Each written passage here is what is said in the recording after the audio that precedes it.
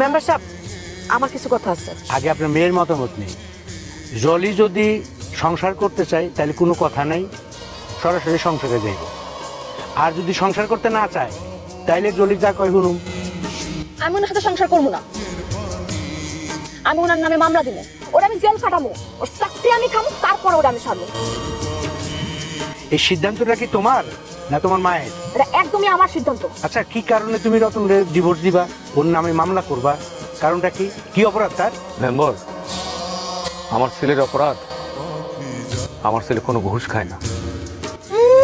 সুফি সাহেবের ছেলে ঘুষ খায় না, সবই খায়, কিন্তু আমার মায়েরা ঠকায়। আপনার কথা আমি পরিষ্কার বুঝতে পারছি। আর একটা কথা বলবেন না। দেখো মা, তোমার স্বামী একজন সৎ পুলিশ অফিসার, তাকে নিয়ে তোমার গর্ব করা উচিত। আর তাকে তুমি ঘুষ খেতে বলতেছো? আমি কোনোদিন তার ঘুষ খাইতে কই নাই, আমার নামে মিথ্যা অভিযোগ দিছে। ঠিক আছে, মিথ্যে অভিযোগ দিছে, এখন তো সে তার ভুল বুঝতে পারছে। এখন তুমি যাও, তার সাথে সংসার করতে চলে যাও। না, আমি তার সাথে যাবো না। আমি যে তার স্ত্রী সে কথা তার মনেই থাকে না। আমার কোনো কথা সে শুনে, পরিবার সব কথা তাহলে তো তার মায়ের কথায়। তার বেতনের সব টাকা সব তোমার বাপের কাছে দিয়ে রাখে, আমার কাছে দেয় একটু টাকা হাত খরচের লেগা। আচ্ছা ঠিক আছে মা, এখন থেকে সমস্ত টাকা তোমার অ্যাকাউন্টে দিবে।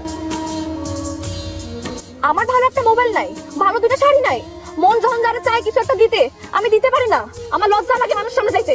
এইসব কারণে কি তুমি তোমার হাজবেন্ডকে ডিভোর্স দিবা? শুধু ডিভোর্স দিতে চাইতেছি না, তার নামে মামলা দিব আমি। কোনো ক্রমে কি তুমি তার সংসার করবা না? যাওয়া যায়, এক শর্তে। তার বেতনের সম্পূর্ণ টাকা আমার হাতে দিতে হইব।